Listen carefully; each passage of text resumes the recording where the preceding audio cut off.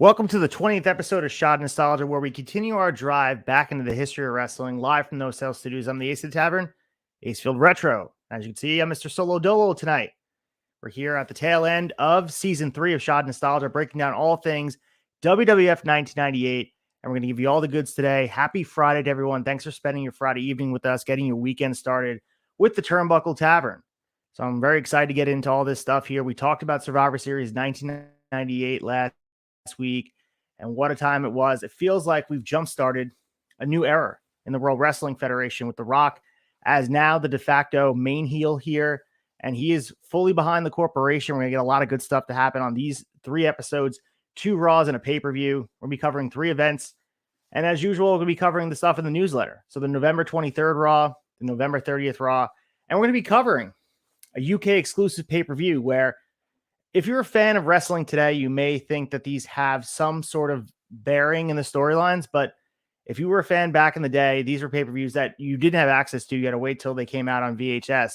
But even so, they were almost like house shows, and you'll see that they do some fun things on here, and the London crowd, who did not get a lot of WWF action back in the day, they really appreciate it, and you can tell that the crowd was super hot, and that's the same thing that we said today. We have international crowds that are going absolutely bananas for the shows that they get in front of them. And I think, it's only been recent that some of the shows done overseas have bearing on WWE canon, where some of these shows used to be just done as one-offs. And if you look at the early Saudi shows, those used to be done pretty much outside of storylines, which is why I think they were so willing to have Shawn Michaels come out of retirement and kind of break what they had said, and thinking he would probably live alone and maybe people in the States wouldn't consume them. But now those events have become part of the lore of WWE, and the international shows have become way more important than they probably intended, even at this point.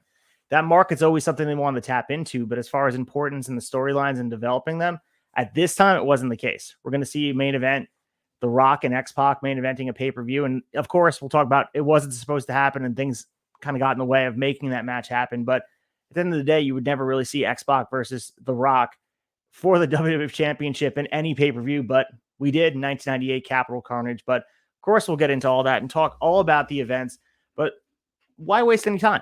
Let's get into happy hour, break down the newsletter from our good friend, Uncle Dave Meltzer, talk about what's going on in November of 1998.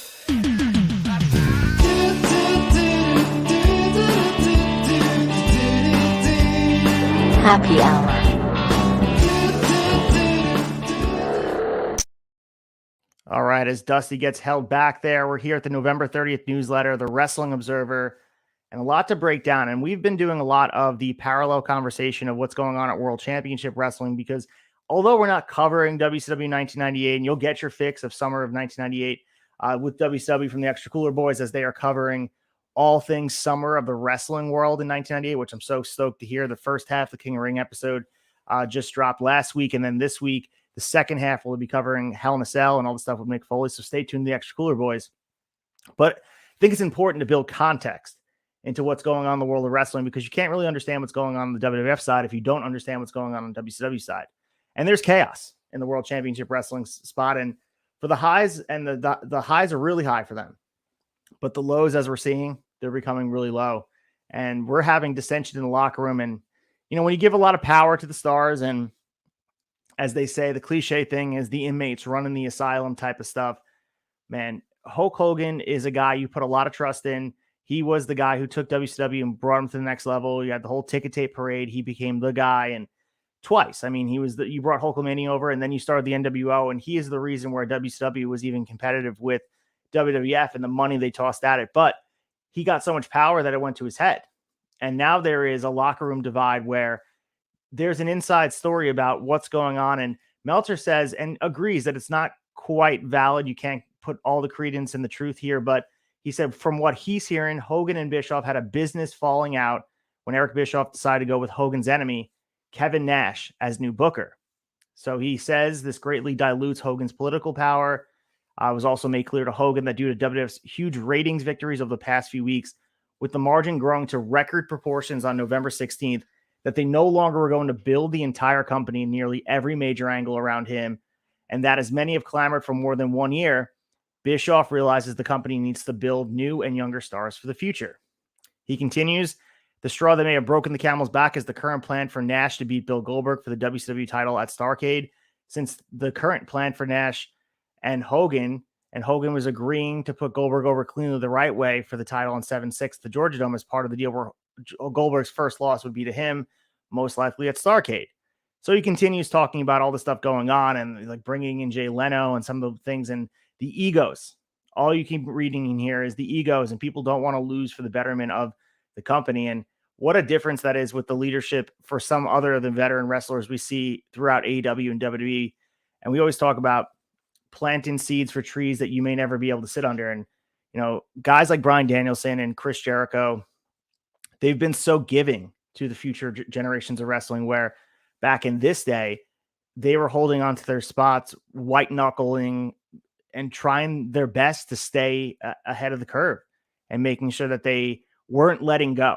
So it's almost too little too late. We talked last week and we will talk again in the newsletter because it comes up with the contracts coming up of Chris Jericho, Dean Malenko, Eddie Guerrero, Chris Benoit. Those guys are on their way out and they're leaving because of the fact that they didn't put any emphasis on building new stars. You could potentially have the future crop of stars to build around, similar to what they were doing on WWF side, but instead the egos at the top, the Hulk Hogans, the Kevin Nashes, and even the older guard of other wrestlers were trying to hold on, and thus there's no future stars. And when you're trying to put emphasis on it in 1998, it's too late. You're already disenchanted a whole bunch of wrestlers that feel like it's never going to change. And even if it was genuine on Bischoff's part and things would have gotten better, you already lost them. And now at this point, you kind of have to lay in the bed that you made, and it's with Hulk Hogan. And no matter what Kevin Nash tried to do as far as booking goes and ending the Goldberg streak, which was a huge piece here. But if that's what Hogan was getting stuck on, and we could talk about WCW another time, but if that's what Hogan was getting stuck on and he was arguing that he should end the streak after losing clean, that just seems ridiculous to me. And I'm glad those days are gone where you could watch a veteran like Bryan Danielson. I keep mentioning him, but his willingness to make the future of wrestling look brighter. And a guy like Chris Jericho, we watch him go out on his back pretty much, you know, in a selfless act every time he's in a program. You know, he will put anybody over and everybody over. It's such a different mindset in wrestling, and I think we're better for it. So he continues about the WCW turmoil. He says, because of the almost lack of trust in WCW's locker room due to Bischoff in the past trying to unnecessarily work angles to fool the boys, there are people who believe this is an angle by Bischoff and Hogan working together because changes were needed badly from a moral standpoint, and Hogan had openly talked about taking time off before any of this happened. So this is kind of the risk you run when you start working the boys in the back with the Brian Pillman stuff, where they're working that stuff. And when you try to do these things, everything becomes a veil of maybe that's not really what's happening. And there's a level of distrust that no matter what you say, the opposite is true. And we've seen Bischoff in the past. Earlier this year in the newsletter, he was putting Ric Flair on blast in front of the locker room because he no-showed a house show. And we know that, where they were suing over a couple $1 million. And eventually Ric Flair comes back and he gets, you know, booked in the way we know he gets booked throughout the rest of the WCW tenure. But that's also kind of seeped into all the relationships in WCW. So moral of the story is the ship is going down.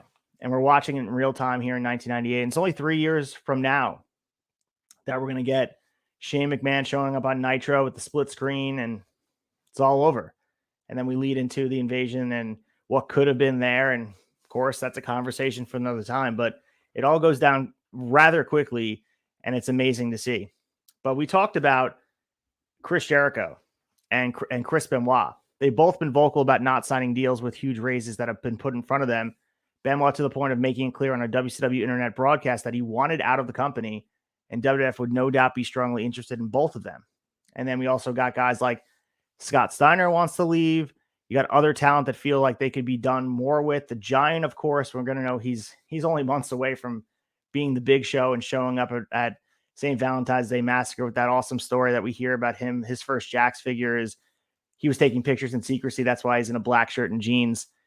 So we know that the deal is already done at this point. It's the worst kept secret in wrestling. And apparently the offer is $2.9 million over 3 years.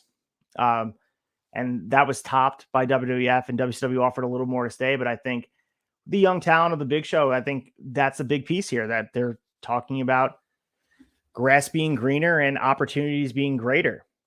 And we're watching WCW lose out because of the egos on the top of the card. And that might have helped in the immediate with the ratings war and wanting to keep people interested in the older guard of stars. But when you're not able to replenish the stock, eventually it runs out. These guys were only getting older, and they eventually were going to run out of fandom because people were tuning over on the other side, where WWF at the time, they didn't have not one, but two franchise players. And then underneath them, guys you can build companies around. We mention all the time, Taker and Kane and Mankind. Those guys are absolutely on fire. And this week we're going to get the return of Shawn Michaels. I mean, not in an active capacity, but he will be on screen. It just, the rich get richer. So the debut of WWF Super Astro Show, which was short-lived, on November 22, a Spanish program aimed at the market built around Mexican and Puerto Rican wrestlers, drew what on the surface appeared to be strong ratings, but were numbers well down from what Univision had been previously in the time slot. So we talked about them trying to do this, and we always thought, and similar to the light heavyweight division, we've seen them try to tap into these international markets, especially they recognize as a strong interest in professional wrestling in the Mexican and Puerto Rican market. And I mean, even this year, 2023, we saw how strong that crowd was and how vocal they were, and we know they'll be back. But they're looking at the numbers Univision was doing for other types of wrestling, and then WWF thought they could just run in there and sleepwalk through a programming with Super Astros, and it just didn't happen. So the show was airing weekly at noon on Sundays on Univision for 30 minutes. They had 3 singles matches that were taped, a few interviews taped as well, and some studio wraparounds, largely introducing fans to the show and trying to get them familiar with characters like The Rock and Steve Austin. And this was just pretty much done as with Shotgun Saturday Night and on the back end of Raw, just taping content for the sake of taping content. But the idea is to expose a new audience that wouldn't have access to the normal Raw taping or live taping or these pay-per-views. This was sort of a gateway into introducing fans, which is a good idea. And Meltzer was comparing it to AAA and EMLL shows that air on the rival Galavision show. And it was doomed to fail because they're never going to put emphasis on it. And when you start from a taping perspective, that already is getting off to a bad start. And, eventually they're going to lose interest. And that's what we see here. Over and over again, they start to think about doing these things. And I talked about Shotgun Saturday Night, where it got off to a hot start, where the idea was they would rent out these intimate clubs in New York City or Chicago, and they would run shows there. But then when you throw them into a building and use it on the back end of Raw and just change the banners and change the ring posts and change the ring skirts and say, this is now Super Astros, what do you want people to do? It's just dead on arrival. And that's kind of my fear. We talk about it every week on Thursday nights, Honor Society, myself and Colton, about now they're going to be taping ROH on these Collision tape-ins, and I hope that the fans aren't fatigued and it just doesn't feel like canned nonsense and have no energy behind it. And at least I know ROH has to be taped. It can't be live. I understand that. But these Orlando tapings felt a little bit more special in front of the audience that was dedicated to them specifically. But just comparing it to modern day, I feel like that's really what the Super Astros issue was, and lack of priority. I don't think it had any sort of steam behind it because people didn't really care. They wanted to just kind of sleepwalk through it and hope it caught because the market had nothing else going on. But that was just an unawareness of how strong AAA and EMLL really were at the time. So he went to the ratings and talked about everything going on there. But we also had WWF purchasing a $1.6 million 30-second spot during the Super Bowl game on January 31st. The commercial hasn't been designed yet, but apparently have something to do with making major announcement for WrestleMania. So I believe this Super Bowl commercial is the famous one where you have Stone Cold walking through the WWF offices in Connecticut. You got the guy throwing out, Kane throwing somebody out of a window, that whole crazy. And if you've ever seen the WWF Super Bowl commercial, it's legendary. And it brought a lot of eyes to the product, and they leaned very hard into the Attitude Era, where if there were fans that were watching the Super Bowl that were like, oh, I know WWF, but hadn't been really tuned in, you brought a lot of attention to it because you can imagine how many eyes were watching the Super Bowl. And I guess the dawning of the Attitude Era had officially began in a lot of the casuals' eyes, even though it's been going on for months at this point. We also have the plan for Triple H is going to be returning at the tapings in Philly. And apparently they had said, which is true, that he wouldn't wrestle until the United Kingdom show, Capital Carnage. And China was brought back for angle purposes, although the swelling from the surgery, among other things, correct her jaw misalignment and hadn't gone. And she looked really bad on camera, according to Meltzer. And the second night of tapings, recognizing that they had come up with the high heels and a leather outfit, which was the first time she dressed in anything feminine since coming to the WWF. So we'll see what happens with China going forward. And it's interesting to watch this progress over time. That, when you're watching and weekly progression is watching these shows, it's hard to notice that anything really has changed. But we've seen major changes in China's look and her presentation, and that will happen pretty quickly where they are making sure she's being presented in a certain light. And it won't be long until she's involved in these intergender matches where she's going to be IC champion next year, and she's going to be active in the ring, and she's not only going to be a valet anymore. So she becomes a pretty big star, and she earns every bit of that star power as far as carrying the weight. And she paved a lot of inroads for the women's division that we know it today, not only WWE, but elsewhere, and having the ability. She's the first woman to ever enter a Royal Rumble, and she beat Chris Jericho for the IC title. There's a lot of meaningful storyline that she did that blazed a path that nobody else did. And we're going to see Rhea Ripley go down that path herself, and she wouldn't be able to go down the path if it wasn't for China. So I hope China gets her flowers in this run, because I think people really didn't give China her credit on until posthumously down the line. And she's in the Hall of Fame now, and they've recognized her, but they shied away because of stuff that she was involved in after the fact. But you can't discredit everything she's been involved in the wrestling world and how influential she really is and still continues to be. They're using that roadmap from China to book Rhea Ripley. So we're continuing down the line, and we have WrestleMania tickets going on sale in Philadelphia, priced from $400 and also down to $25. So that's the range. Ringside, you can sit $400. So for those that went to WrestleMania in LA, I wonder what $400 could have got you. Probably the same tickets you could have got for the $25. That's just inflation, brother. So, and then we also continue down the line. We have a Montreal Gazette and National Post running a story on Jeff Jarrett and the guitar on the pole matches. And according to the story, the guitars they use as gimmicks are unstrung guitars with minor structural changes, not to lessen the concussive force, but to make louder kabooms and messier destructions. So if you're wondering how those guitars were arranged, Montreal Gazette and National Post got it to you. So maybe you're disenfranchised with, or disenchanted with wrestling now that they're not actual real guitars being smashed over their head. They felt like they were breaking ground and like bursting open the seams and making people understand. Did you know wrestling's scripted, guys? So these articles going to keep coming out in the late 90s, early 2000s, where they want to make people aware that wrestling's not real. But guess what? Either are your Marvel movies, guys. So we continue here as well. We get new WWF cologne. We were talking about this with the Home Shopping Network following pay-per-views, specifically WrestleMania, and the relationship they had with HSN. Anything they put a logo on, a WWF logo, the scratch logo, they will. Pointing case is this.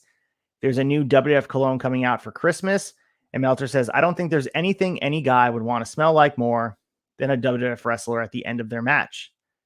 And they said maybe in the 80s when much of the crew never even broke a sweat in the ring, but not these guys. And he also mentions they are coming out with WWF Beanie Babies.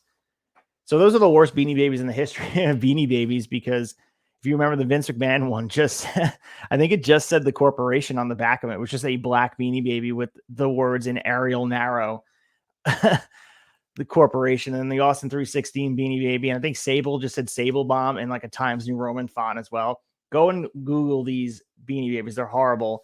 But people were buying them because two things. The Beanie Babies were so popular at the time, and anyone that grew up in the 90s understood how popular they were, and everyone thought it was an investment because eventually they're going to be worth money. And if you keep your tags on, they'll be worth money, and don't damage them because they're going to be exorbitantly expensive in the future. Well, guess what? They're filling a landfill somewhere.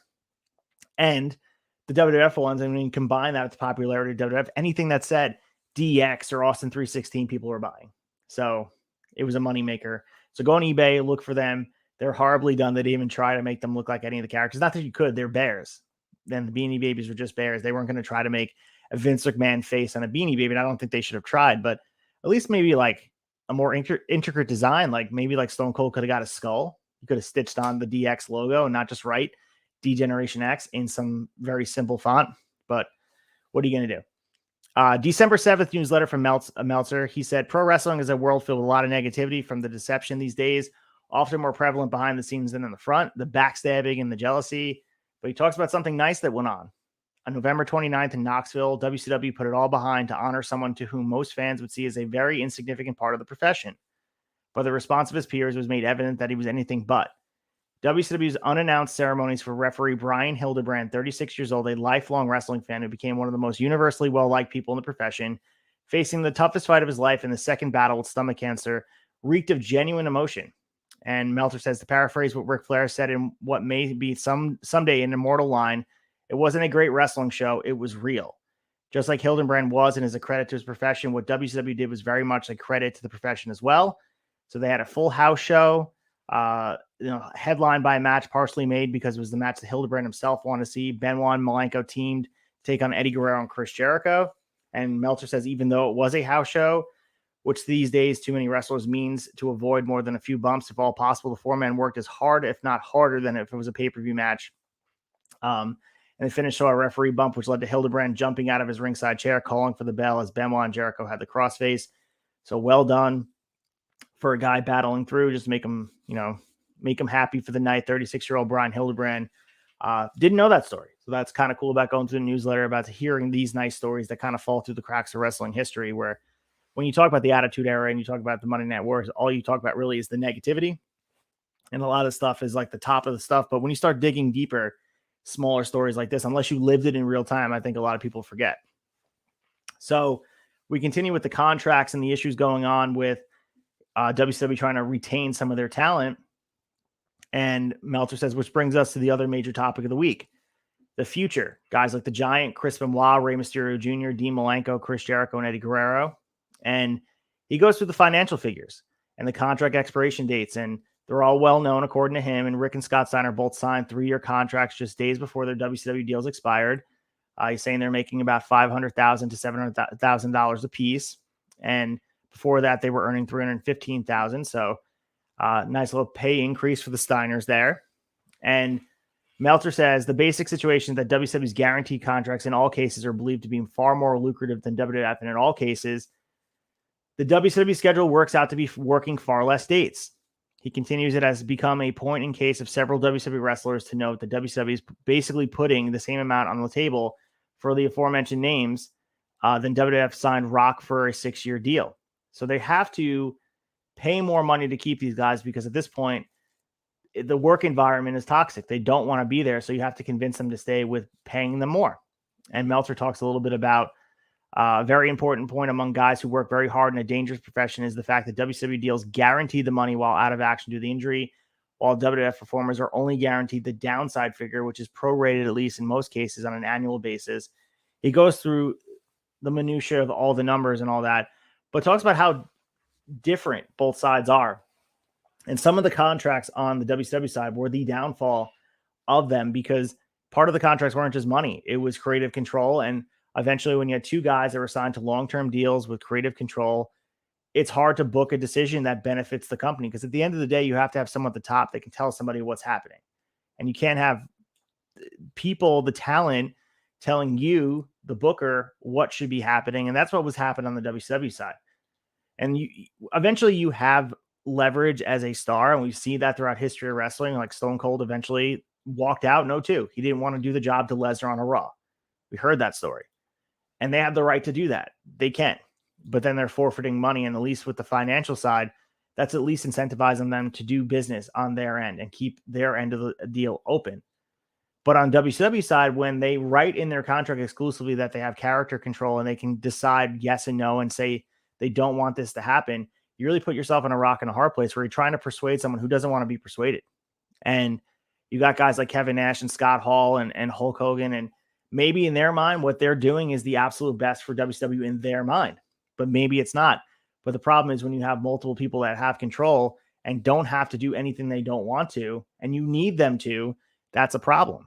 And really at this point, you have to really consider both sides. And I think people were looking at WCW and WWF on the talent end of what is going to happen as far as momentum. And I think people can see the writing on the wall, what was happening in WCW. And I think we have heard enough interviews and podcasts and shoot interviews and documentaries that have told us that everybody that was there in WCW kind of knew what was happening. And maybe they didn't think it was going to happen as quickly as it was. But if we were able to see through the hole in the wall that things were really poor, imagine what it's like being involved in on a daily basis with how disorganized it was and how people feel like there was no plan in place, and just the lack of communication just magnify that by 1,000.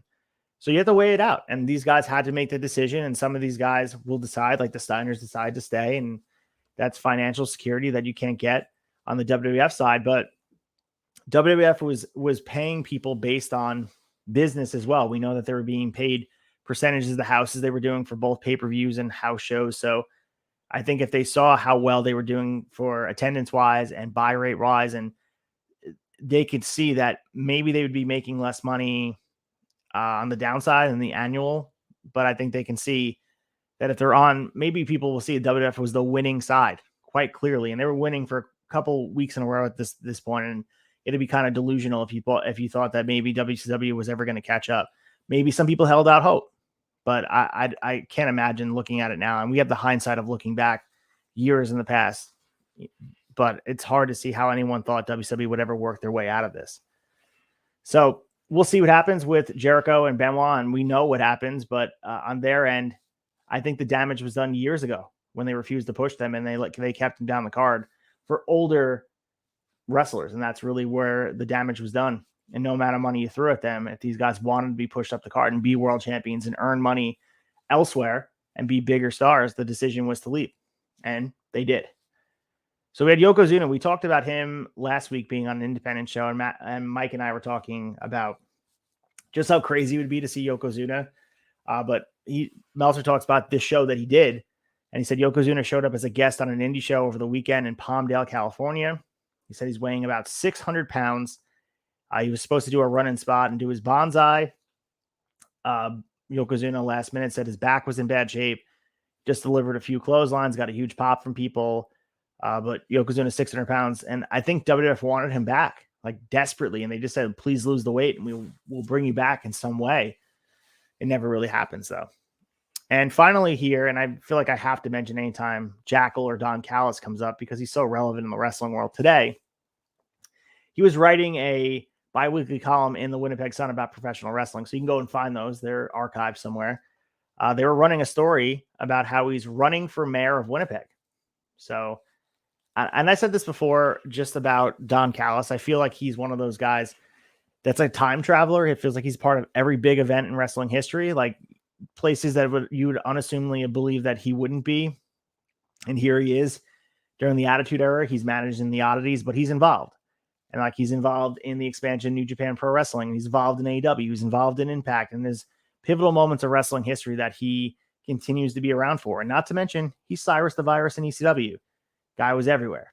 And every time his name pops up, I always just bring it up because it's insane to me how much wrestling and the longevity on his end. And it's not the same level of longevity that Paul Heyman had, because I feel like Paul Heyman's always been in the forefront while Don Callis has been in the shadows lurking, working behind the scenes, pulling strings, both in kayfabe and both in real life. And it's pretty wild to watch.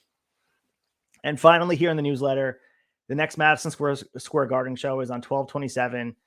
He says it should set an all-time non-pay-per-view record gate since they raised prices $5 across the board to $35 tops. So inflation-wise, we always see this. They do record gates and it's all that, but they're selling out any show they do, any market they go to, especially the hot Northeast ones. No matter what the card is, doesn't matter. You put WWF on the front of the building. Well, they're selling out. But let's get to Rose War from Columbus, Ohio, the Schottenstein Center, November 23rd, 1998. Let's get our fix. Get your fix.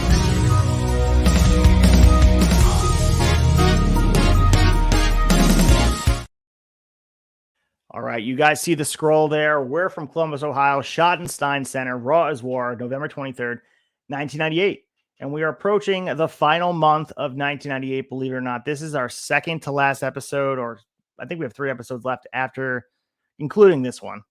And our current champs are as follow. The Rock, the corporate champion, is our WWF champion. 11/15/1998, he won it back at Survivor Series. The Intercontinental champions, Ken Shamrock, he won it back on the 12th of October. Our World Tag Champs, the New Age Outlaws, they won it back at SummerSlam. The European champion is X-Pac. He won it back on 10/18/1998. The light heavyweight champion is Christian. He won it back on 10/18/98 as well. Our hardcore champion is Mankind. He was awarded that title on November 2nd, 1998. Of course, the women's champion is Sable. She won it back on November 15th, 1998. So we open up the show. We have exclusive footage of Steve Austin's blackout incident. And we also get into the San Jose Medical Center to see how Austin's doing. And we lead right into, we got the 2 big bads coming to the ring. Vince and Shane head to the ring and they get all the boos, and follow behind them. We got the Stooges, and we want to know what's on their mind. They do this cold open all the time where the fans are immediately reacting. They set the tone for the show, and this is no different here. Jim Ross wants to know what's on the evil mind of Vince McMahon, and Jerry Lawler reminds us that Vince will be announcing the new impartial WWF commissioner tonight. Vince gets on the mic, and he says, "For the record, I had nothing to do with Undertaker whacking Steve Austin in the face with a shovel last week on Raw." And he says, "Just as a reminder, I don't lie. And when I make a guarantee, you know you can take that to the bank." Vince informs us he'll be naming a new WWF commissioner in a few moments. And he says, "Because that's how I do things." So he's going to say the commissioner is going to be impartial. People are going to continue to treat each other with respect. And the new commissioner is going to be treating everybody with equality and dignity. But Steve Austin will not get that same treatment. And Vince continues to make all the decisions that pertains to Steve Austin. And we get Shawn Michaels music hitting. And he says, "There's the new sheriff in town." HBK names tonight's main event with The Rock taking on X-Pac for the WWF title. Shane's worried. He's looking at his dad like, what's going on? And Shawn Michaels looks like he's ready to help DX going forward. And of course, we'll get that swerve here. But it's interesting to watch them go back and forth. And they pull the wool over our eyes a little bit. The Heartbreak Kid, Shawn Michaels, is returning to our TV. He gets a huge pop. It's so great to see him here. Haven't seen him since WrestleMania 14. And here he is. He's moving around pretty well. Of course, he's not going to be active in the ring. He'll be special reffing at different points, but he's going to be on our TV as the commissioner. And the fans are very happy to see him. It feels like he's been gone forever, but it's only been a few months at this point. He's been gone since March of 1998. And at this point, it's November. It's not that long of time. But so much has changed since he left. If you remember him putting over Stone Cold and him passing the torch to him in that moment with Mike Tyson, there's so much that changes, really. Just even aesthetically with how the program is perceived, and the mid card and the roster has changed, and the top of the card, and think about where The Rock is now. It's all very fascinating to watch. But we move right into Kevin Kelly shown backstage with ICP and the Oddities. And apparently ICP was supposed to wrestle the Headbangers tonight, but they don't feel like they're ready. And we lead right into that match here, which goes pretty quickly. Of course, the Headbangers, Mosh and Thrasher, defeated the Oddities, Golga and Kurgan, with Giant Silver, Princess Luna, Shaggy, Two Dope, and Violent J in their corner. Match goes 1:31. And we get, what would you expect from this match? If you guys had to book this match yourself and you had to think about what was happening, we get Golga. Of course, it's John Tenta. I mean, we talked about earlier in the year that maybe there was a chance that Tenta got brought back as a modern version of Earthquake, which would be kind of cool, but not really happening here. And Golga couldn't care less about Violent J, and Thrasher wraps a t-shirt around Golga's neck. He pulls back as Mosh schoolboys him for the win. Really ugly finish here. And ICP joined the Headbangers to stomp on Golga. It looks like now ICP's turning on the Oddities, as if anybody cares. Shaggy grabs a spray paint can and he starts painting Kurgan, Giant Silva, and Luna right in their eyes, doing the old NWO type of thing, or the Outcasts in AEW. But this wasn't green. And this was, it's a good visual, I guess, but this is some mid-card fodder, and Luna's blinded, and Thresher cuts off some of her hair, and Luna's upset. And we lead right into Steve Blackman taking on the Blue Blazer. These guys have been feuding back and forth.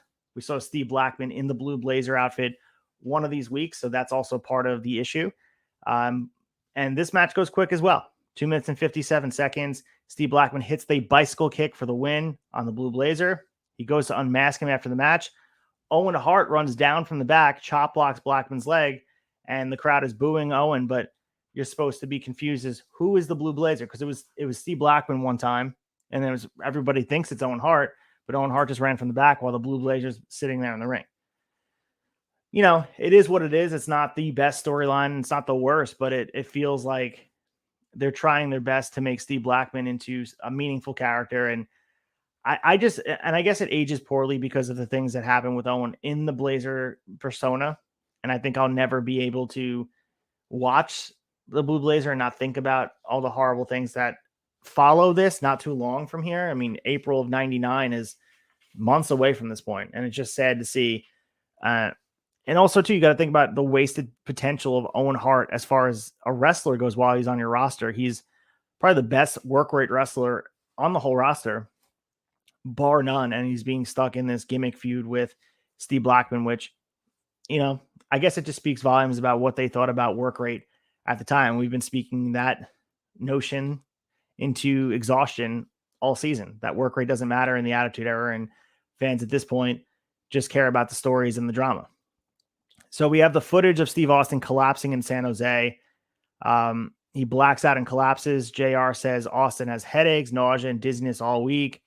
They're alluding that he has a concussion from Taker hit him in the head with a shovel. And then we get a visual of Shawn Michaels talking to Vince. Vince looks like he's upset. We're supposed to assume that this wasn't part of his plan, but we'll see later that everything's going as far as the corporation wants it to go. And we lead into another tag match here. It's D'Lo Brown and Mark Henry taking on the Brood, Edge and Gangrel, Christian, the light heavyweight champions, in their corner. So this is the first time we hear Jerry Lawler reference Mark Henry as the Sexual Chocolate moniker. So he recited a poem to China last week, and they're falling in love. And this has been slow brooding over here. Of course, you forget how long it took them to get to this point, but this is all stemming from DX and the Nation. This is all part of that. And we get D'Lo Brown and Edge starting the match, and had me thinking about what good chemistry these guys had. And Edge is still so young here. He's only a few months into his WWF career and tenure. But D'Lo Brown, as we say week after week, one of the best spots as far as mid-card wrestlers go. Guys, non-world champions, IC level champions, European guys, just European championship guys, just absolute fantastic. And him and Edge really kind of go back and forth, and really awesome arm drags and back and forth, some chain wrestling. So we see some fun spots here. Match goes 7 minutes and 6 seconds. Gangrel rolls up Mark Henry after he's distracted by China. And funny part is, Mark Henry doesn't even care that they just lost the match. He's looking around. D'Lo's pissed at Mark Henry, like, dude, what did you do? And China agrees to the date, and Henry is beyond excited, even though they lost the match. D'Lo is sitting there beside himself, looking at Mark Henry like, what the hell just happened? So fun progression of that storyline while Edge and Gangrel continue to look strong. I was very impressed with Edge and D'Lo for the short period of time they were in the ring together, but a lot of young talent in this ring. I mean, you look at Christian and Edge, the longevity there. Gangrel Gangrel has his own school now. D'Lo and Mark Henry, still giving back to the business in their own way. So it was fun to see these guys go at it in their prime. So we go to the San Jose Medical Center where Steve Austin is talking to the doctor. Clearly he has a concussion from that shot, and the doctor wants him to take a few weeks off from wrestling. Jim Ross asked Steve Austin, how are you doing? And Stone Cold said, when I get out of the medical center tomorrow, I'll figure out what to do next. And he says, Taker's going to have hell to pay. So we go down the line. We catch WWF Commissioner Shawn Michaels talking to DX, which everyone cheers for. Everyone expects that he's going to rejoin DX, and he's back with them, and it's going to be a reunion of sorts. And we lead into the next match, which is a no contest. Goldust versus Mark Marrow. They show some highlights of Sunday Night Heat the night before. Marrow fired Jacqueline after she cost him the match with Big Boss Man. So Mark Marrow is now by himself. He has nobody in his corner. Goldust controls the match from the start. They go back and forth. Terry Reynolds comes out, and Marrow hits a crossbody for 2. Jacqueline comes down to ringside to meet Terry Reynolds there. Goldust is distracted by both Terry and Mero rolls him up for a 2 count. We thought the match was over. They were going to do the same finish they just did the match before. Terry gets on the apron. Jacqueline gets in the ring. She low blows Goldust. Terry gets in the ring, stomps Goldust, and then gives Mero the Shattered Dreams. So 3 minutes and 59 seconds. Terry and Jacqueline share a high five, and there's their alliance. It's a no contest. Both men are down on the ground, writhing in pain, while Terry and Jacqueline walk away laughing. So we go back to the San Jose Medical Center. The doctor asks for Steve Austin's autograph. Jim Ross asks Austin about a buried alive match with Taker. Austin gets mad, and then Jim Ross then tells Austin to get some rest. And we move into Warzone, believe it or not. Fast first hour of Raw, and we have a triple threat match for the Hardcore Championship, a now sanctioned championship here after it was awarded. The Big Boss Man against Ken Shamrock. Of course, Mankind, the reigning incumbent champion here. Jim Ross and Laura were discussing the Hardcore title and really emphasizing that this is Mankind's identity now. Now that the corporation turned their back on him, he's left with only the title, so he's fighting tooth and nail to keep it. And this is, by all intents and purposes, a handicap match because Bossman and Shamrock are both tied with the corporation. Mankind gets away from Bossman and Shamrock and levels them with clotheslines. They go back and forth, and the handle of the broom played a big part of this match. Mankind finds it in the ring. The handle gets broken over Shamrock's back, and then he's pretty much holding on to anything he can with weapons in this match. And inside the ring, Bossman whacks Shamrock with a chair by mistake, and that kind of set things off. So next thing we know, Mankind gives Bossman a double arm DDT. Mankind then headbutts Shamrock to the floor, and there's a fan who gives Mankind a tube sock of a drawn-on Mr. Sacco. Bossman grabs Shamrock from the mandible claw, and Mankind applies the mandible claw on Bossman. Shamrock then saves him, and then Shamrock gives Mankind the belly-to-belly suplex, and here is what happens after this. Mankind is interrupted by Bob Holly entering at ringside. Shamrock applies the ankle lock, and Scorpio distracts the ref, and Al Snow jumps in the ring. Mankind rolls back for the 3 count. So 8 minutes and 25 seconds. So Mankind retains his Hardcore Championship, but we have the alliance of the Job Squad: Al Snow, Bob Holly, Too Cold Scorpio, and Foley. Like, he's people forget he was a member of the Job Squad, and when he wins the championship in '99, he's wearing a Job Squad shirt under that torn up button down. So go and watch that. He's wearing the Job Squad shirt underneath that. Insanity. This was absolutely entertaining. I mean, you can go to the spot where Shamrock smashing soda over Mankind's head. These hardcore matches in the 90s were so much fun. The Hardcore Championship was one of the highlights to me of the whole program until it kind of jumped the shark with the 24/7 rule. But even when Crash Holly was the champion, this championship was always fun. And they had some great moments too. There was a time and place where this title was pretty prestigious. And this was the start of it here. So we go inside the San Jose Medical Center. We go to Steve Austin's room, and now Taker and Paul Bearer are attempting to smother Steve Austin to death. And once Austin's out cold, Taker cuts a promo and telling him that this is your last ride. He drags him out of the hospital into the hearse, and we go to commercial, and we come back. Taker and Bearer put Austin in the back of the hearse and drive away. So Austin gets dragged out. Nobody stops him, though. So Austin's being dragged out of the medical facility, not a hospital, guys. It's just the San Jose Medical Facility. They make sure to tell us that over and over again. And we lead into another championship match. It's for the light heavyweight championship. The champion Christian defends against Dwayne Gill. Dwayne Gill, we saw debut at Survivor Series as the mystery opponent for Mankind. We know that Dwayne Gill will be Gilbert. And the crowd is wondering, why are we getting a squash match? But it winds up being that Dwayne Gill becomes the new light heavyweight champion, which I don't think anyone expected. 2 minutes and 28 seconds. And the way this goes on is we get Al Snow and Bob Holly jumping the Brood, and Christian hits the Impaler on Gill. He covers him. Should be over. Too Cold Scorpio flies in. He splashes Christian. He then pulls Dwayne Gill on top of Christian, and Gill gets the win and the WWF Light Heavyweight Championship. So Kevin Kelly interviews Dwayne Gill as the champion, and you have to wonder, did they just give him the title so he can do the Goldberg entrance with the championship belt? And by de facto reasoning you now kill the light heavyweight championship. It seems that way. And what was a promising championship? We had Taka Michinoku carrying that belt and putting on great matches, the emphasis. And this is what I'm talking about with the newsletter, with the Super Astro stuff.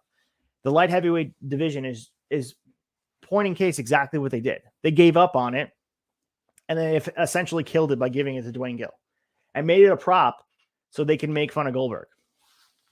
So in future weeks, we'll see him do the Goldberg entrance just so he has a title belt. Okay, cool. So we go back to Undertaker and Paul Bearer, and they're trying to bury Steve Austin in a graveyard. Paul Bearer is screaming at Austin, and he says that you crossed the line. Austin grabs Paul Bearer by the neck, and then Taker has to choke Austin and hold him in place while Bearer puts an ether rag on his face. I'm being serious, guys. This is what's going on in the Attitude Era. Taker decides burying Austin alive is too good for him.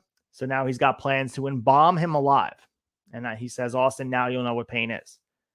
Frightening stuff to watch as a 9-year-old, that Steve Austin's about to be embalmed alive.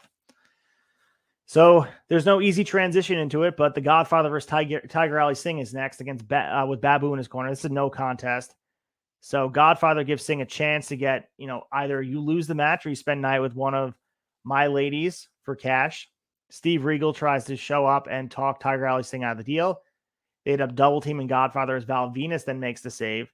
And then refs and agents run down to help get these two sides separated.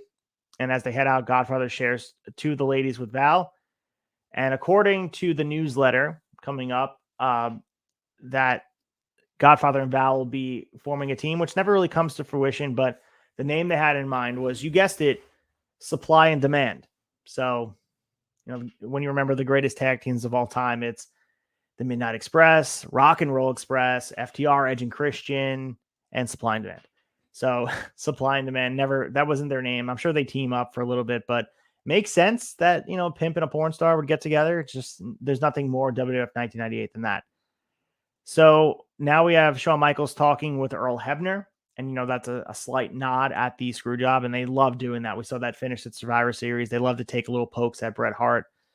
And we lead into the Job Squad, Bob Holly and Scorpio, who we just saw earlier in the night with Al Snow and Dwayne Gill with his new light heavyweight championship, taking on the New Age Outlaws. And they're pushing them tonight. And Gill is now wearing that brand new Job Squad shirt. And the crowd is doing the OHIO chant during the match. Match goes back and forth, and of course, match breaks down. Mankind appears with a leaf blower. He hits Billy Gunn in the face with the leaf blower. Scorpio covers Billy Gunn and gets the 3 count. So the Job Squad get the upset winner over the New Age Outlaws.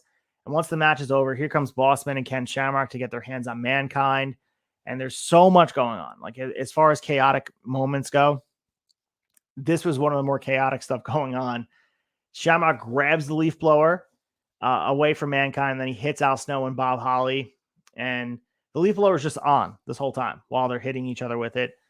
And man, there's just a lot going on here. And for whatever reason, they wanted to push the Job Squad on us tonight. And very rarely do you see a debut of guys coming in and then they wrestle that same night and get a win by chance, because even though they interfered. We catch the hearse pulling up to a funeral parlor, and looks like Austin is going to get embalmed alive. Taker grabs Austin on the embalming table, and he starts cutting a promo on Austin. Jim Ross is just upset. He's beside himself as we watch this. Taker starts speaking in tongues, and he pulls out a sharp object. He prepares to stab Austin. This is all happening. So if you guys ever missed this, go back and check it out on this Raw. And next thing we know, Kane appears. Kane's beating up Taker. Paul Bearer attempts to stab Austin with a pair of scissors. Austin grabs Bearer at the last second, gets away from him, and Paul Bearer's chasing him at the best he can. Guys waddling at best. And then Kane and Taker are fighting, and then the video transmission goes out. And yeah, so we pull away there and we go to our main event, which is for the WWF Championship. The Rock defending against X-Pac. And we're supposed to believe that Commissioner Shawn Michaels is going to be helping his friend X-Pac, Sean Waltman, member of the Clique, to become the new WWF champion. So, and we're going to see this match 2 times in the events we're watching, because Capital Carnage will have X-Pac again involved, and these guys will get some practice. I'm sure they're doing some house show runs as well. Shawn Michaels is at ringside to watch the match. Match goes back and forth. This is actually pretty good for a main event of Raw, where as far as wrestling becomes secondary. This was actually pretty good, and X-Pac showed his ability to hang with The Rock. And X-Pac, believe it or not, has much more experience than The Rock, but these two styles really click together. And that was what I really enjoyed about it. This match kind of breaks down here. X-Pac's holding his own against the champion. And that's the one thing I pulled away. And X-Pac is a very popular wrestler, and he's a very talented wrestler. The ending saw Rock finding a chair. He brings in the ring. Shawn Michaels grabs the chair and says, no, do not use the chair. And he blasts X-Pac with the chair when you think he's going to hit The Rock with it after the ref bump. Jim Ross is very upset, and this is a theme all night. He's screaming and yelling, and he was screaming and yelling before this match because Austin was about to be embalmed. Rock hits the corporate elbow. He pins The Rock for he pins X-Pac for the championship.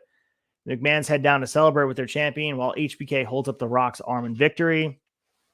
Here come the New Age Outlaws to chase off Rock as Shawn Michaels embraces Vince and Shane.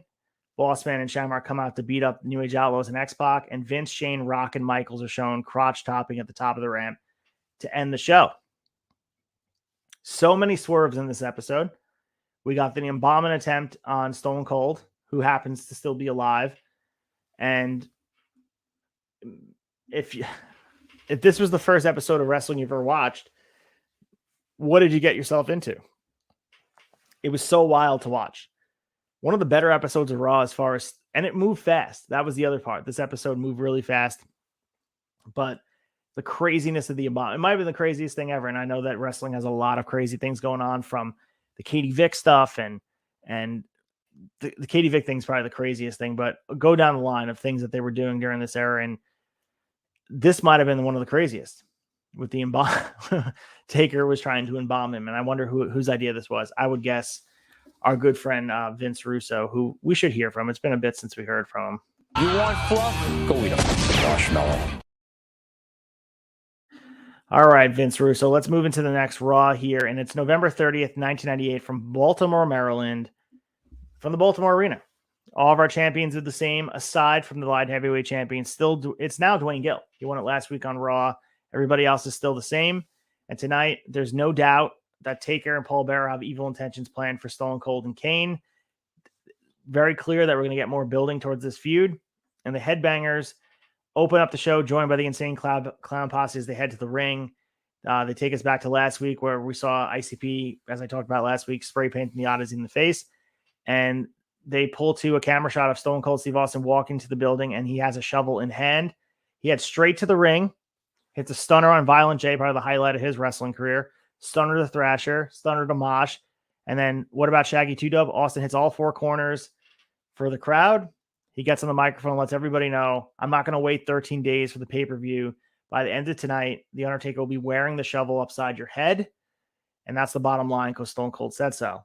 And he says, I don't work for by the hour. And Jim Ross says tonight's Raw is going to be a, quote, runaway train. So last week wasn't a runaway train, Jim Ross, because if that's any example, we're in for a treat. So elsewhere, we have Steve Austin backstage searching for Taker. And they show a commercial here about the TV Guide. We talked about this during the newsletter a couple of weeks ago, where Stone Cold and Taker on the cover, and this was a big deal. And they may say, he said, if those are sold out, you can always grab the other two lesser options, according to Jim Ross, with a recently retiree Hulk Hogan. And he described Goldberg, the Stone Cold Steve Austin wannabe Goldberg on the cover, taking some shots of the WCW brethren. And we lead into a tag team championship match. The Brood getting a shot, Edge and Gangrel with Christian in their corner, taking on the New Age Outlaws. They were playing bits from Heat last night when the McMahons and company are trying to take on the New Age Outlaws for the corporation, which of course we didn't see, but they catch us up on Heat. Heat is Rampage. So some of the storylines though are important, as we saw here, as they're trying to recruit the Outlaws. And imagine the New Age Outlaws in the corporation. I don't think it really feels right, but so we get some stuff going back and forth. Ross and Waller are trying to compare the fact that they're trying to get New Age Outlaws to the situation with the Baltimore Orioles trying to get Albert Bell and Randy Johnson joining the Arizona Diamondbacks. So very 1998 reference for people that are not familiar with baseball. But I popped for it because I thought it was funny. And I always love hearing the sports references from the year and how they don't resonate for fans, especially how dated they feel. But this tag match goes 2 minutes and 57 seconds. It's a title match, but we get a blatant DQ at the end. Christian runs in, whacks Gum with one of the tag belts, and that's it. He cost his team the match here. The New Age Outlaws get the win by DQ. But this was over from the start. The corporation came on the staging area. Road Dogg was being watched, and so was Billy Gunn. They wanted to court them, and Bossman and Shamrock run down to help the Outlaws against the Brood, and the Outlaws leave with McMahon's and Briscoe and Patterson. So we're left to believe maybe the Outlaws will leave DX and join the corporation. The camera finds Steve Austin searching for Taker. Austin walks inside a freezer, and he gets locked in by Paul Bearer and Undertaker. And we pull away, and D'Lo Brown and Mark Henry are looking at China and getting ready for this date. And Mark Henry wants D'Lo to join him on the date. And Mark calls D'Lo the second most handsome man in WWF. And he decides to join Mark on the date since we're in the Christmas season. I guess I'm feeling generous, Mark, so I'm going to join you. We go to the arena. Undertaker heads to the ring alone. And he said, while both Steve Austin and Kane stand in the way of Taker's ministry from growing, I've got Austin on ice, literally, until rock bottom in your house pay-per-view. He challenges Kane to a fight. Here comes Kane. The music hits, and we get brawling until Taker quickly lands a tombstone on Kane. He waves out Paul Bearer and a bunch of guys dressed in white coats and with straitjackets, and Taker joins them and going after Kane, and Kane knocks him down. All the men in white while trying to exit the crowd. They're trying to institutionalize Kane. This is the stuff going on that trying to convince that Kane's insane. He should be institutionalized. So this is some imagery I remember from the Attitude Era, but the context here, it's interesting because there's a lot going on with Ministry and Taker with the embalming and all this stuff. So it kind of fits, but I do remember this happening as far as Kane being involved in that. And I don't think this is the last we see of this sort of thread through the storytelling. We get Mark Henry and D'Lo Brown, and it looks like Mark and D'Lo got a new jacket, some new sunglasses.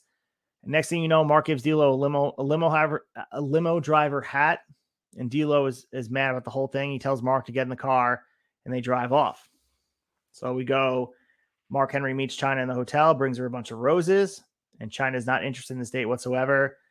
And Mark and D'Lo are looking at each other like this has gone awry. We see some Baltimore Ravens guys in attendance, and now we have X-Pac heading down to the ring, and he wants to talk about Shawn Michaels turning on DX. And X-Pac says, if you want to know what's going on with the New Age Outlaws, ask them yourself. The real reason I came out is to challenge Shawn Michaels to a fight. Shawn comes out wearing a suit, telling X-Pac he's the new sheriff in town, and if you want anything out of X-Pac, you'll have to pick it out of your teeth. Shawn has had chunks of guys in his stool bigger than X-Pac, he says. He's ripping on X-Pac's size. X-Pac's just thinking HBK is, just running his mouth, and he said he wants to for a fight. As the WWF commissioner, Shawn says, I have the power to send X-Pac back to the money pit in Atlanta so fast it'll make your head spin. And he says, since you want to fight and I'm not an active wrestler, I'll put you down for a match with Ken Shamrock for the WWF European Championship on the line. HBK tells X-Pac that I was DX before DX was cool, and he gives X-Pac a crotch chop on his way out. And now we're going to get X-Pac versus Ken Shamrock for the European Championship later tonight. We get another check-in of Mark Henry and China and more roses, and they walk inside the Baltimore Jack restaurant, and we peer away. So they keep going in and out. I think this is a theme for those last few episodes. There's a lot of the embalming last episode. Now this date, it's back and forth, and the emphasis is not in the ring. Clearly. So we see Steve Austin escape the freezer, and we lead into Jeff Jarrett versus Goldust. And we have Jeff Jarrett and Goldust feuding for a few weeks now. Owen Hart joins us for commentary, and he talks about the Blue Blazer allegations. Match goes back and forth. Deborah gets involved. She tempts Goldust on the apron. And next thing we know, Owen Hart saves Deborah by attacking Goldust for the DQ. Now the Blue Blazer runs down. He joins Owen to beat up Goldust. Off comes the mask, and Steve Blackman happens to be the Blue Blazer. Some of the refs managed to get Blackman off Owen to end the segment. So again, you're left saying, who cares? But who's the Blue Blazer? Who knows? It is what it is. And we have Steve Austin and Undertaker on a split screen. Stone Cold's looking for Taker while Taker and Paul Bearer are looking for Kane. And we go to the War Zone, and we have a hardcore championship match in a ladder match, a very rare ladder match on Raw, which is pretty good here. The Big Boss Man with Shawn Michaels in his corner taking on Mankind. And the new commissioner makes sure the Job Squad has to return to the locker room. Despite there not being any rules, he's laying down the law as the sheriff. He gets on commentary and tells us he's going to grade Mankind's performance. And I think this might be the first ladder match on TV as far as Raw goes. I'd have to go back and check. So Bossman beats down Mankind for most of this match, and it really gets ugly. Different parts of the match, and the mean streak of Bossman is fascinating to me because he's being booked very, very strongly, and it's hard to say like if he ever would have been WWF champion, but it feels like he could have been here. And I never really thought about that when I was watching him in this era. He always felt lesser than the champion level, but he's protecting the championship, but in a lot of ways is more important. So the ending, see The Rock coming out. He runs down in his tights, no knee pads and sneakers. He turns the ladder over, sending Mankind crashing into the ropes. He grabs Bossman, holds him up. Mankind then low blows The Rock, pulls Bossman off the ladder. He climbs the ladder once more. The Rock gets back up, desperately pushes Mankind off, hits the Rock bottom. Rock helps Bossman up. Bossman retrieves the hardcore title, 6 minutes and 21 seconds. And we have a new hardcore champion. Shawn joins Bossman and The Rock to stomp on Mankind. Shawn Michaels is selling his injured back sarcastically, tongue in cheek. He even hits Mankind in the throat with Bossman's nightstick. And nobody comes out to help poor Mick Foley. And you feel even worse because the Hardcore Championship was all he had left, and here he is losing it to Bossman and the corporation. And we have our second Hardcore Champion of all time. And the title is now no longer just an award, and it's been defended over the past couple of weeks, but it's no longer just an award. It's a title that's established, and now we're going to have a nice little lineage before it goes out of control with the 24/7 stuff. Taker and Kane are finding Kane. Taker and Bearer find Kane before the commercial break, and we come back. Kane and Taker are brawling backstage. Paul Bearer's freaking out. Undertaker catches Kane with a chair shot, and Paul Bearer pulls out a body bag for Kane, and then Taker sends Bearer away to find orderlies. Next thing we know, Steve Austin appears from behind a wall. He yells at Taker to get up and breaks the head off a shovel with a wild swing straight to his head. Taker's knocked out, and Austin stands over him, and he finally got him back after all that. And what an awesome pop. Didn't happen in the ring, but the crowd from behind, you can tell they were really excited to see this happening. A lot of this was being watched on the screen. You got to remember, too, we're watching a lot of stuff out of the ring. It's happening off screen. We have Dwayne Gill, the new light heavyweight champion, taking on Mark Marrow. Mark Marrow promises to quit WWF if he can't beat Dwayne Gill. And that's what happens. The Blue Meanie appears during this match, shoves Mark Marrow up top rope. Dwayne Gill hops on Marrow and gets the 3 count, 2 minutes and 10 seconds. Meanie leaps back in the ringside barricade, never to be seen again. He's going to join the Job Squad ourselves. And we'll see Mark Marrow at Capital Carnage in a mixed tag with Jacqueline. We talked about the UK shows are not canon, really. So we're going to see some stuff that's not consistent with the TV product. And we'll talk about that when we get to it next show. But yeah, interesting stuff here. And Paul Bearer leads the orderlies to what we think to be Kane in a body bag. And we check back in during the date with Mark Henry in China. They're at a restaurant enjoying wine. Mark Henry's narrating a poem to China, and she's laughing at him. Mark Henry offers a toast, and China just slams a drink, grabs the bottle. And Henry says, after dinner, it's dancing. He said, quote, get in our groove on, bust a move. China shrugs, and Lawler just screams sexual chocolate, trying to get it over. And it does get over. It will eventually be on his tights. And we have the European Championship on the line here. Ken Shamrock taking on X-Pac. Shawn Michaels, of course, is in Shamrock's corner. And the corporation is looking to steal the European Championship away the same way they stole the Hardcore Championship. This match is okay. It goes short. It probably could have been better if it was longer. 4 minutes and 41 seconds. So we go back and forth here. Shamrock applies the ankle lock at the end and looks like we're about to get a new European champion, but we get Triple H returning to a huge pop. He attacks Ken Shamrock. X-Pac gets DQ'd. The ref saw Triple H, and then Shawn Michaels gets in the ring, doesn't do anything as Triple H and X-Pac head out. They tell the corporation to suck it. HBK, Shamrock, and Bossman are left behind, and they're just upset. They almost were able to steal away the European Championship, but here's Triple H, and he's finally back after all this time on the shelf, and he's making up for lost time. We check back in with Paul Bearer and the orderlies. They return the body bag, and it appears Kane is now inside the bag. Bearer unzips the bag to see Kane's mask, and we go back to the date with Mark Henry in China, and looks like Mark is winning her over, and they're going back and forth. One of the three dudes, there's three dudes next to them and calling China names. Mark Henry shows back up, starts throwing other two dudes around like featherweights, and China saves them from getting in trouble. And the date's going well for him. The world's strongest man, Mark Henry, showing off his power. And we have a match with Val Venus and Tiger Ali Singh. Don't really need to go that much into it. Val Venus with the Godfather, Supply and Demand, remember the tag team, defeated Tiger Ali Singh with Babu by DQ. The reason why this is a DQ was a low blow from Terry Reynolds to Val Venus for the blatant DQ. So many DQs on the show. Terry and Jacqueline high five each other, head back to the dressing room, and we get the Acolytes appearing. They beat up Tiger Ali Singh and Babu pretty good here. They take him to task. Love the Acolytes as a team, and this might be second or third time we've seen them on TV altogether. I think the first time on Raw, and Babu gets a powerbomb and a Dominator. The Jackal appears to let us know he's the director of the whole thing, so he's going to be the manager for the time being of the Acolytes, but not for long. And in the back, we see a monitor with Paul Bearer, and he's looking on as the orderlies have taken away Kane, and the camera zooms in on Steve Austin and Kane watching the monitor. So we're trying to figure out who's in the body bag then.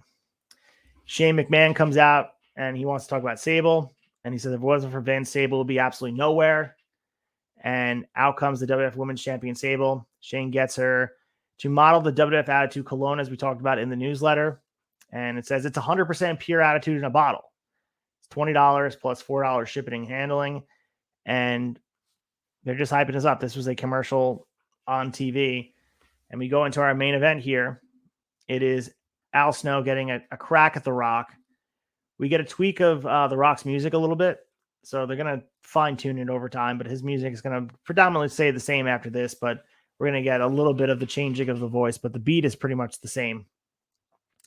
Match is pretty good here. And this is for the championship. No one in their right mind thought Al Snow would win the WWF Championship, but they put all the titles on the line and give them some credit here on Raw. And a lot of shenanigans here. Snow gets head away from The Rock, whacks him in the face with the ref down. Hebner's down, and Al Snow gets the visual pin on The Rock. Seriously, the visual pin on The Rock. Al Snow gets it. It's the Attitude Era, so anything goes here. And Ken Shamrock and Big Bossman head down to the ring. Snow looks at them down the ramp, gets up, turns around to a rock bottom. Earl Hebner gets up for the 3 count. 5 minutes long. Still stuck on Al Snow getting the visual pin. And even though he didn't win, you still had the WWF champ. Like, I don't think they understand the meaning of that. Like, that's insane to me, because visual pins are used as a mark that this guy would be champion if it wasn't for that. And so many people, they use that as a stamp of approval. And I can't imagine, maybe it was just an afterthought, but for me, when I'm watching this, I'm like, are they really thinking like that? That's The Rock, who just won the championship. You're having Al Snow get a visual pin on him. Crazy. So after the match is chaos, Mankind comes down to help Al Snow. Shamrock and Bossman are stopping him. Rock bounces Snow off the barricade and attacks Mankind with the nightstick. Here comes the cavalry, Bob Holly, Scorpio, Dwayne Gale heading down to the ring, and the corporation get down there as well.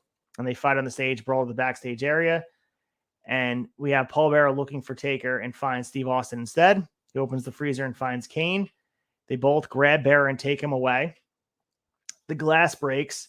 We catch Steve Austin and Kane grabbing Paul Bearer to the ring. Austin calls Bearer a dumb bastard because he sent Taker to the damn crazy house. Austin recalls once again the events of last week's Raw, where Bearer was trying to weasel out, saying it wasn't him, it was Taker. He said, quote, "If you want to see Kane beat the living hell out of Paul Bearer, give me a hell yeah." So just before Kane attacks, Austin decides that's not good enough, and Kane should grab his gas can. Austin thinks the better of that. He said, yeah, gas and alcohol don't mix. Austin pulls out a pair of scissors, cuts up Bearer's shirt. Austin lifts the scissors high and says he's going to gut him. And Paul Bearer is crying. He said, Jesus, take me home. His facial expressions are all time. They take Paul Bearer outside to the arena. Kane removes a manhole cover. Yes, seriously. And he looks like Paul Bearer is going headfirst in the sewer. And Kane puts the lid back on, and that's it for Raw. So Paul Bearer tossed down a sewer. So think about what we just saw the last two Raws. We saw a person attempt embalming after taking him out of the hospital. We have this date between Mark Henry and China. We have Godfather bribing ladies and talent. It's just insane. The amount of stuff going on Raw is wild. And that might have been the wildest stuff down there to end a show. So watching Paul Bearer get thrown down a sewer is insane. So we move to our next show, and I was considering not covering this because, like I said before, Capital Carnage, these UK only pay-per-views, they're not really canon. They really aren't. Like, they don't fit. They're just a glorified house show. But I thought it was fun to cover because, you know, it's on the network. The crowd is lively. I think it's worth watching. And this was fresh for me to watch. I don't believe I ever watched it before. So this was a lot of fun, and it fits the aesthetic of the Attitude Era. And you know nothing important is going to happen in England. It just didn't happen at the time. So we go to WWF Capital Carnage, December 6th, 1998, London, England, from London Arena. All of our champions are the same, except the hardcore champion is now Big Boss Man. He won it last week in that ladder match. And we're a week away from Rock Bottom, which is our final pay-per-view of the year. But this is a stop in England, which is a very hot crowd.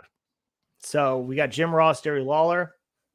And during the show, this is known for a lot of things. And we'll talk about them as they come up. But first things first, as Jim Ross leads us in, this is the last time we'll see Jim Ross until WrestleMania 15, because live on air, he has a Bell's palsy attack.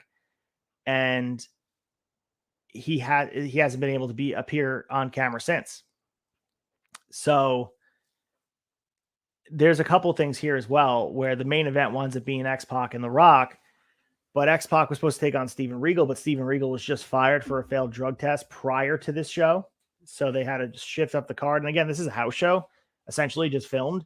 So it's not really too crazy as far as making X-Pac versus The Rock. But if you look at for pay-per-views, X-Pac getting a championship match, maybe they saw them wrestle on that Raw and it was something they really enjoyed. I think it's a sign of how much confidence they had in X-Pac going forward in this era. And I think people forget how important he really was. So also shout out to X-Pac, who just got tattooed by Kevin Blackwood. I just saw the picture. That was a very, very cool thing, seeing Worlds Collide and X-Pac wearing that awesome GCW shirt. But our champs are as follow. The Rock is still the WWF champion. Ken Shamrock's the IC champion. The tag champs are the New Age Outlaws. The European champion is the aforementioned X-Pac. The light heavyweight champion is Dwayne Gill. The hardcore champion is Big Boss Man. And the women's champion is Sable. And our opening match here is Gangrel taking on Al Snow. Just a fun match here. Gangrel's a good opponent for Al Snow. They probably could have done better. The crowd was hot. They were just excited to see both characters. Very well established. That's what I pulled away from here. Gangrel, very established. Al Snow, very established. Their intent is very established. And Al Snow, fresh off that visual pin on Raw, walked away and he took a loss to Gangrel. So if you follow the logic here, Gangrel can pin The Rock. So we have some stuff going on here. Of course, the Brood get involved. Missile dropkick by Edge is what really foils Al Snow. Gangrel covers Al Snow, gets the 3 count. Decent opener, like I said. It probably could have been better, but for what it was pretty good. We go into Mankind in the boiler room. He's in the London Arena claiming it's the coldest boiler room he's ever been in. He's hyping up the main event and tells everybody to have a nice day. We lead into the Legion of Doom taking on the Headbangers in a short tag match. Now Droz is taking on for Hawk in the Legion of Doom. So Animal and Hawk are doing their thing here. think this is the last time we'll see Animal on our screens until I believe it's going to be Great American Bash 2005, something like that, when he's teaming with Heidenreich. So it's going to be a while. So we say goodbye to Legion of Doom here. Fans are excited to see them. Match is short. As we mentioned, the Headbangers wound up getting the win. And what a roll-up. And Droz takes the pin, looking like a jobber here. And Animal and Droz have some tension after the match. They're shoving each other, and a bunch of referees are breaking it up. And they show the highlights of Austin and Kane dropping Paul Bearer in the sewer. And then we get Michael Cole interviewing Taker and Paul Bearer in the locker room. Taker asks Michael Cole to pray for Steve Austin's soul, because he says tonight at Capital Carnage, he will pay for his sins before Taker turns him over to the hounds of hell. And he said, take a long look, Austin, the end is near. And they show a video package highlighting the Val Venus and Terry Reynolds stuff, connecting it to Goldust. And then they show Mark Marrow. And we get Goldust versus Val Venus in a decently short match, 5 minutes and 33 seconds. And it felt like this feud was settled. And again, this is also a house show, essentially. So they're just matching people up that work well together, that are used to working to each other. And Goldust and Jeff Jarrett are now feuding. And they go back to the Val Venus feud. Val Venus winds up getting the win. And Val Venus surprises Goldust with a roll-up. So 2 matches in a row with roll-ups. After the bell, Goldust jumps Val Venus, hits them with the Shattered Dreams. The London crowd pops huge for this move. Back and forth action, but no one really looked strong. At least we got a finish here that wasn't a DQ. So that's what I wrote in my notes here. Both solid workers, but they weren't given enough time and not given enough leverage to make the match into anything special. So we go back to the London Arena. Vince McMahon comes out onto the stage, and he's joined by Shane, Pat Patterson, Gerald Briscoe. Pat Patterson has the mic, and he says, tonight's lineup has been changed. The Rock will defend his WWF Championship against X-Pac instead of Triple H, who now will be wrestling Jeff Jarrett.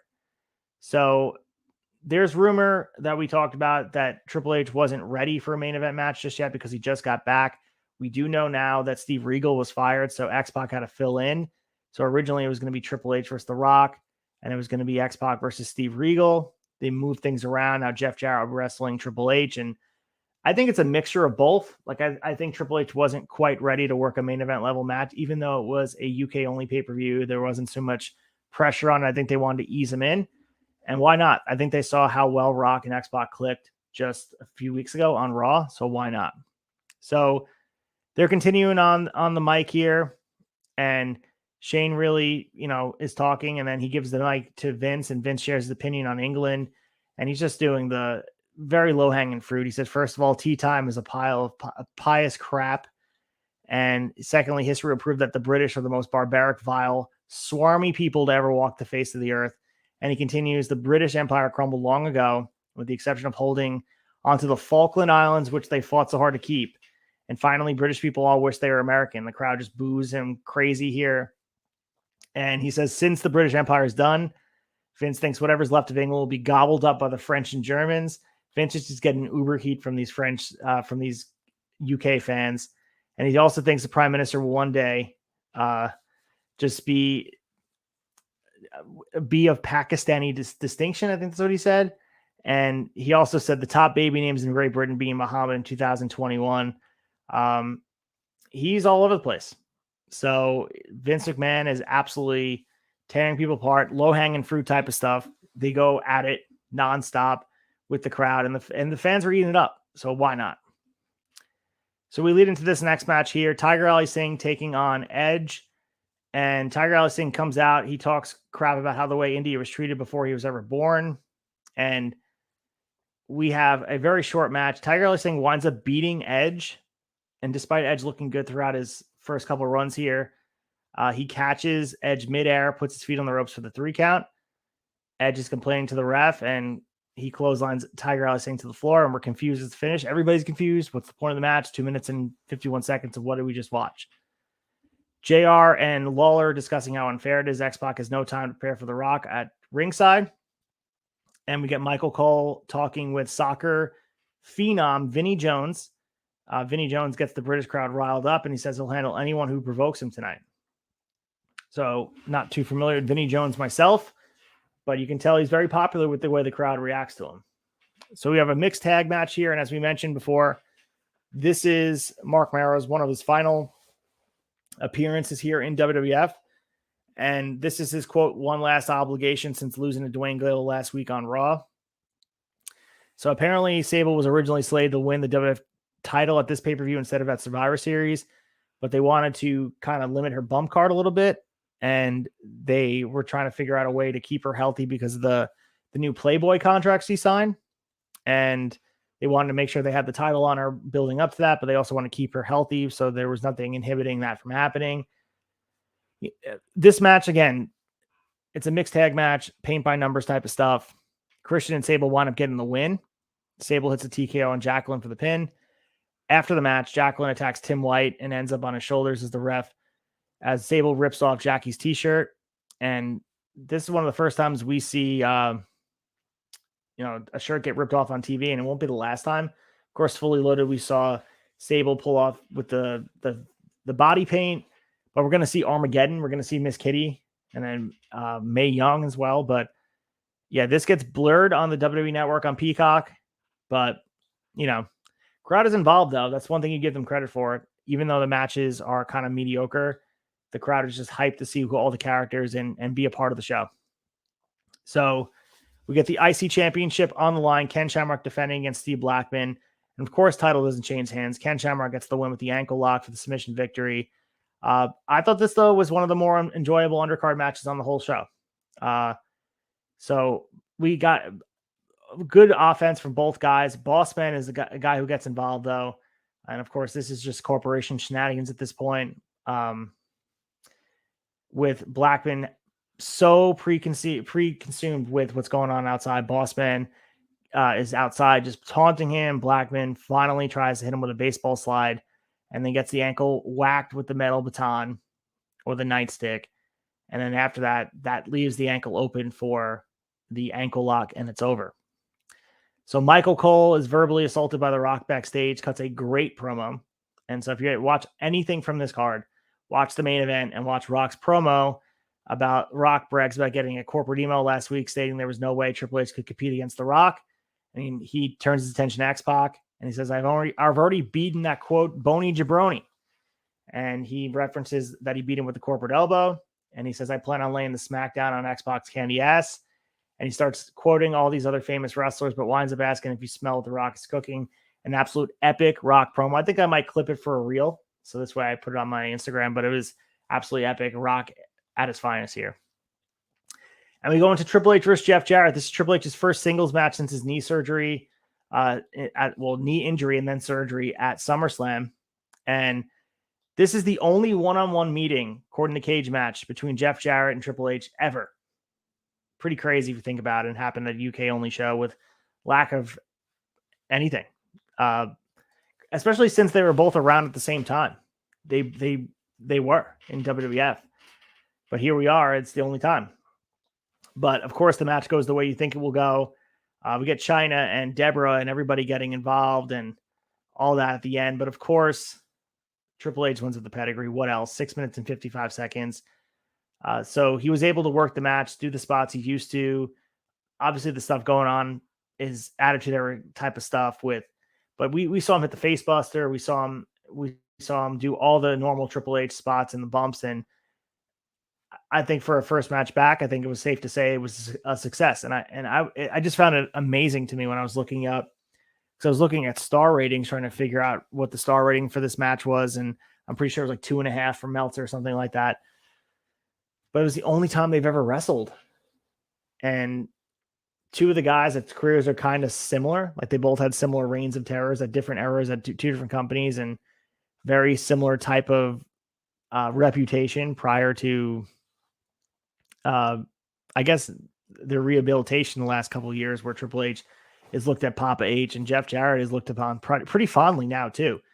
But there was a time where wrestling fans unanimously, especially the IWC, hated both of these guys with a passion for booking themselves strongly and making themselves look better than the self-complained champions and all that. So interesting to see that this iterations of each other wrestled each other. And it was an important match to get Triple H's confidence back. And we get a interview with Stone Cold, with Michael Cole. And we also catch the former European champion, D'Lo Brown. He's in London this past weekend, and he has a disposable camera on taking pictures. Absolutely epic. D'Lo Brown is the man. And we have the tag team championship on the line. New Age Outlaws defending against D'Lo and Mark Henry. Of course, it's UK. It's a house show. Titles aren't changing hands. New Age Outlaws get the win here. And this was a really good match. I thought this was fun. And this was one of the longer matches on the card. Like I said, 12 minutes and 34 seconds. This could have been so much better, but it was really, really good. And I think you can look at the talent of everybody in the ring. Told a really good story. There was a lot to be said about the progression, the hot tag spot, and hot tag will never get old. It's formulaic at this point, but it was done really, really well. And then the ending was interesting too, because Billy Gunn delivered a pile driver for the 3 count. Not the same type of finish you would have thought from the New Age Outlaws. It was a different type of finish, and it caught me off guard. Raw Dog selling the splash from Henry after the abrupt finish makes you really sell that Mark Henry is this big bad, and that's what they were trying to do here in a losing effort. Raw Dog being the face in peril was very, very good. The crowd was very behind the Outlaws and very much on D'Lo and booing him and booed everything he did. And D'Lo was such a good heel, milking everything out of this whole thing. Really emphasizing just how talented all 4 of these guys are. So really, really good match. They show an awesome video package after this of the master plan to put the title on The Rock. And that's one thing they're really, really good at is doing this, making video packages. They've always been good at, but they're even better at it now because they have more money behind it, but they've always done a good job at making even like smaller just programs feel important. So imagine what they do with the main program in the company. It just felt very, very impressive. And we have the WWF Championship on the line. The Rock taking on X-Pac. And X-Pac's not going to win the title. This is his second time getting a shot in the last 3 weeks. And these guys are the same exact age in this match. And there's a huge discrepancy in experience. Of course, X-Pac was around much longer, and we've seen a lot of history at this point, and the iterations of X-Pac have changed over time, whether it was 1, 2, 3 Kid, the Lightning Kid, 6. There's been a lot of miles on X-Pac's body, while The Rock at this point is just getting started. He's only 2 years into the business, and he's a 3rd-generation star, and X-Pac took a different path. But both these guys show why they are experts and why they are professional wrestlers at this point, and they both deserve to be in this spot. And despite X-Pac being a European champion, a mid-card guy, this match was very, very good.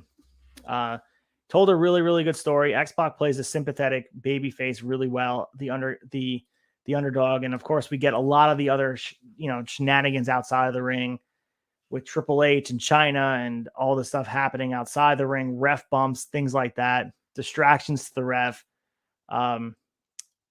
The back and forth of Rock getting Triple H to hop up in the apron, distracting the ref. He goes over, he punches X-Pac between the legs, and he goes back to the chin lock. X-Pac escapes to the back elbow. Rock slammed him, delivers the corporate elbow. Everyone thought it was over. X-Pac kicked out.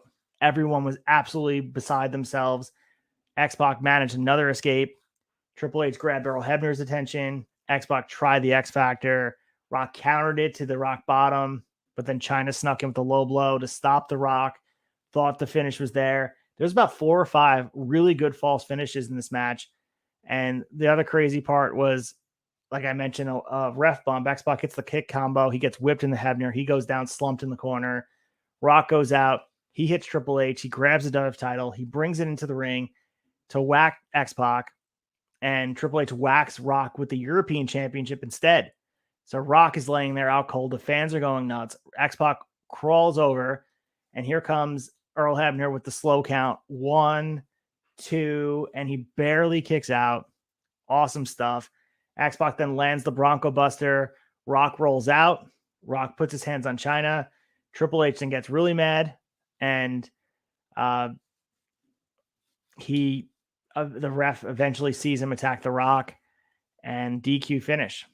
So after the match, Rock talks on the mic. Triple H and X-Pac jump the Rock. Here comes Ken Shamrock down to help him out. Triple H gets rid of him, and this needed a better finish, but I don't think it was bad. I mean, I think you could have been well suited to have X-Pac get pinned here, and it wouldn't have mattered. I think the match would have been better suited for that. Match goes 12 minutes and 34 seconds, but a DQ finish. And we lead into our main event here. It's not for the championship, but it's a tag match with special guest referee Gerald Briscoe and Big Boss Man as special guest enforcer. It's Stone Cold Steve Austin, Kane, Mankind, and Taker. So Shane McMahon is the guest ring announcer, and he introduces the special guest timekeeper, Pat Patterson. He introduces the special guest referee, Gerald Briscoe, and he introduces the special guest commentator, Vince McMahon, and also, to put the cherry on top of the sundae, the corporate enforcer, Big Boss Man. Tony Chimmel introduces Vinnie Jones, the soccer player, and he looks right at Bossman like he wants to start something. He shoves Bossman through the ropes, and McMahon is absolutely livid at this. Don't touch my enforcer. Briscoe manages to calm down Bossman and throws a red card at Vinnie Jones to the fans, popping huge for this. Shane gets on the mic and announces Vinnie Jones has been ejected. So Mankind and Kane are the first out to the ring. They start brawling, and we don't know where Austin and Taker are at this point. The bell rings despite the only two guys in the ring. Out comes Taker and Paul Bearer. Kane knocks Mankind into a chokeslam by Taker. Man, there's some chaos in this ring. We eventually see Austin come out with the glass break and gets a huge pop. Kane meets Austin in the aisleway, and it seems like Austin and Kane are going to be against Taker and Mankind right now, and eventually calms down to the point where Taker and Austin are brawling in the ring, and Kane and Mankind fight around ringside. Man, we continue down the line. Mankind and Austin were going to work together, but Mankind wanted a handshake. Austin said, no, I don't trust anybody, and he tries to hit the stunner. Mankind pushes him off. He hit the mandible claw. Some really fun spots here. Things start to really break down. Briscoe failing the count like a normal ref when the finish was over. Taker down for more than a 3 count. Austin covers Taker and looks at him. Taker boots down Austin. Kane clotheslines Taker to the floor. He then hits a stunner on Kane. And instead of counting the pinfall, Briscoe checks him and Patterson on time. Austin punches down Briscoe. Taker goes for the chokeslam on Austin Kane. Then he tries to hit one on Mankind. He then covers Austin, but there's no ref. Earl Hebner runs down, counts the pinfall, but Mankind breaks it up. Mankind and Taker are brawling outside. And then Austin hits Kane with the stunner for the win. Earl Hebner counts it. 16 minutes and 5 seconds. After the match, Briscoe hits Hebner for getting involved. And then Briscoe turns around in the waiting kick of the Stone Cold Stunner. The fans go nuts. Bossman doesn't bother with Austin, checks on Briscoe instead. Again, the lack of stakes takes away from this match. But as far as just the fun, like, you got to immerse yourself in being there in person. I'm sure these people are having a blast. They were reacting to everything, every little thing. And these characters, again, were so well established that these people felt so in tune with who they were and their intentions. And that was even though there wasn't a lot of stakes here and not a lot of drama, and that's what we're used to at these pay-per-views. There's a lot of drama of these pay-per-views, but that's not what was happening here. It was more just matches for the sake of matches. And this felt like a house show in front of just a molten hot crowd. No new story development. In a lot of ways, they moved backwards in some ways. Like, they kept some things on ice. There was no title changes, and there were some fun moments, but like, this doesn't fit. You don't have to watch it to understand everything going on during this era. And that's par for the course. When they used to do Insurrection or Rebellion, and they used to do these UK exclusive pay-per-views, it wasn't necessary watching. And, like, that's why I was considering maybe I won't cover it with us and putting in the schedule. But being someone who's a really big fan of X-Pac, him main eventing a pay-per-view, even though it was the second to last match for the WWF title, I felt was important. I wanted to cover it, and I thought it was a fun watch, and I was watching it anyway. Might as well cover it. So even though this was, not progressing a lot of story, I still think it was a good time to watch. And, it was a good assessment of just how far we've come as far as international crowds go and how important they have become to just the legacy and the lineage of WWE. And we're about to see that happening. I thought it was appropriate with Money in the Bank coming up July 1st in London, and big moments going to be happening overseas over and over again, whether it be Saudi Arabia or Puerto Rico or UK or India or Germany. That's where WWE is going to really butter its bread for a bit. And gone are the days where they're going to have these expanded house shows where people just get exposure to the product. They're going to be living and dying with storyline over there. Big moments happening not here in the United States. And that's changed, because WWF, WWE was always a Northeast type of thing, and they would run cities, and their biggest events would be in the cities we know. But it seems like the trend has been moving towards more international shows, and a lot has changed since 1998. But with that said, let's talk about The Chaser and pick my favorite part of these three shows. The Chaser.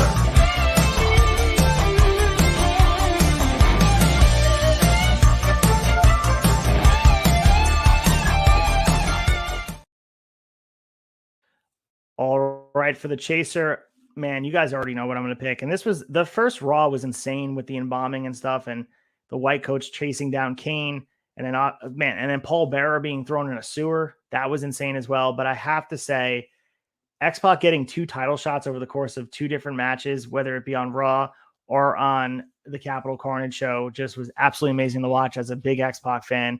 It was cool to see him getting a shot. Not sure which match was better. I'd probably say the Capital Carnage match was better despite the DQ finish. They gave it more time. The match on that Raw got 8 minutes and 32 seconds. We saw the progression of the storyline with Shawn Michaels turning on DX and becoming part of the corporation. Maybe more memorable and makes more sense. And that's probably what you're going to see, because like Capital Carnage is not really shown over and over again, but I know they're going to be showing that Shawn Michaels clip over and over again because it was a huge moment.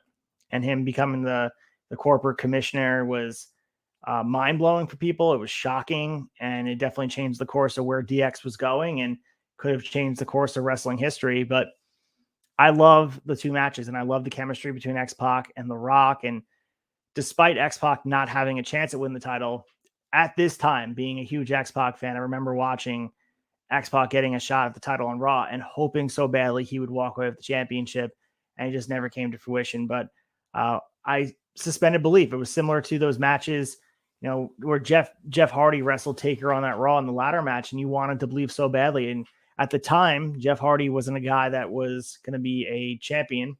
At that point in 2002, he wasn't a guy that was looked upon. It was a few years later he'd win the WWE Championship, but at the time it would have been the biggest upset ever, and he came this close.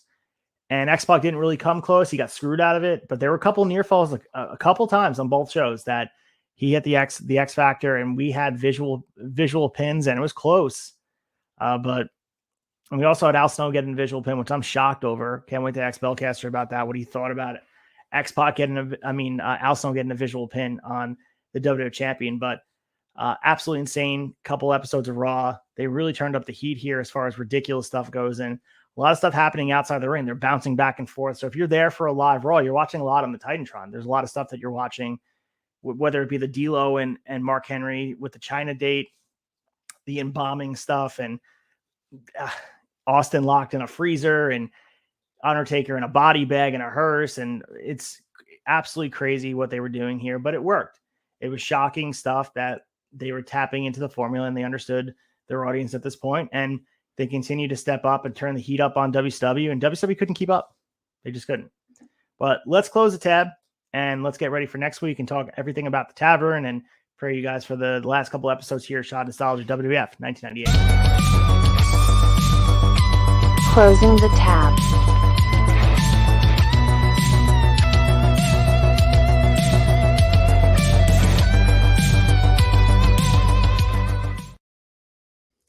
All right, here we are closing the tab. Next week's show will be episode 21 of season 3, airing on 6/23/23, the December 7th Raw, Rock Bottom 1998, and the December 14th Raw. Man, we're right at the tail end here. We're getting ready for the end of 1998 as we look forward to season 4, this mini season we have on deck, which will be Smoky Mountain Wrestling, 7 episodes of everything you need to know about Smoky Mountain Wrestling, talking about all the TV tapings, everything that goes into that time, the talent sharing with WWF, what went down there, just absolutely amazing conversation. Can't wait for myself, Colton, and Mike Belcaster to get into it. It's going to be a great time. We're going to be just very infatuated with what's going on Smoky Mountain Wrestling. I've been consuming a lot of it right now, just to get prepared, watching some things, listening to shoot interviews, and listening to people that were there.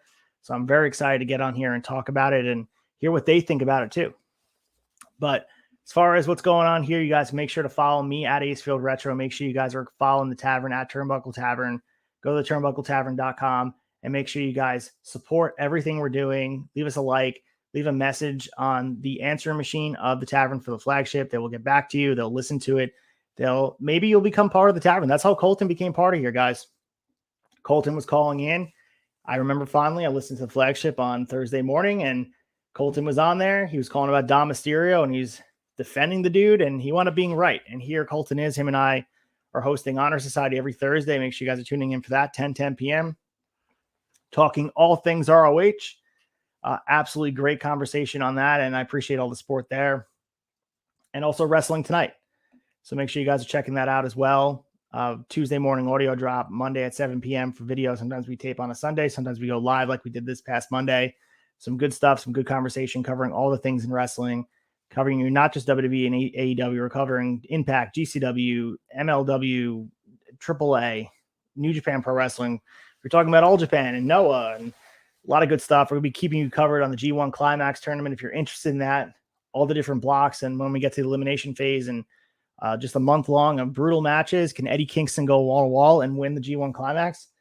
Who knows? Will Okada win for his third straight year? Who knows? It's going to be good stuff.